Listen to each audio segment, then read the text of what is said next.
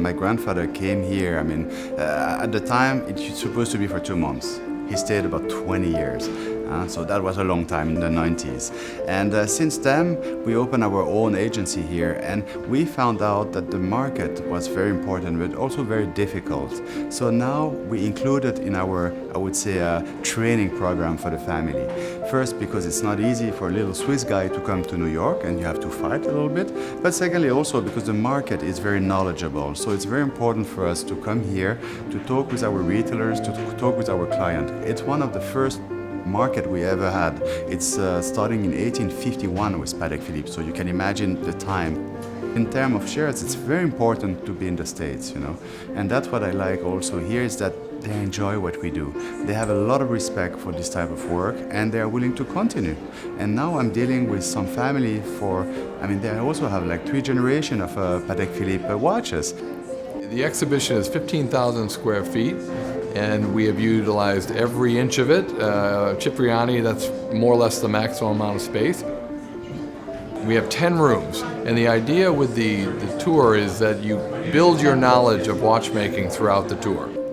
So we start in the theater room where the film is played about the founders, and then we move on into the product, also utilizing all the different portions of the manufacturing process and showing people the museum, as well as some new special pieces that we just created for the U.S. exhibition.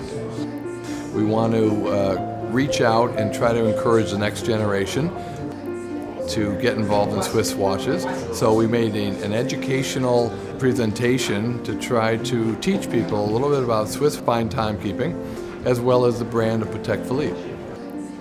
The main idea is to educate people, just to teach them, that, hey, this is a world where everything is electronic, but there are still some beautiful mechanical pieces. And I think it's very important that people understand also how we are making them. What is the history? They will also look at it. Here we're in this room where you have a lot of museum pieces, but there are also new pieces. And when people come, the first question is always the same, say, how do you do that? And I say, well, come on, I'm going to show it to you. We have watchmaker, engraver, we have a lot of people here. It's about art, it's about passion, and that's what I'm willing really to transmit.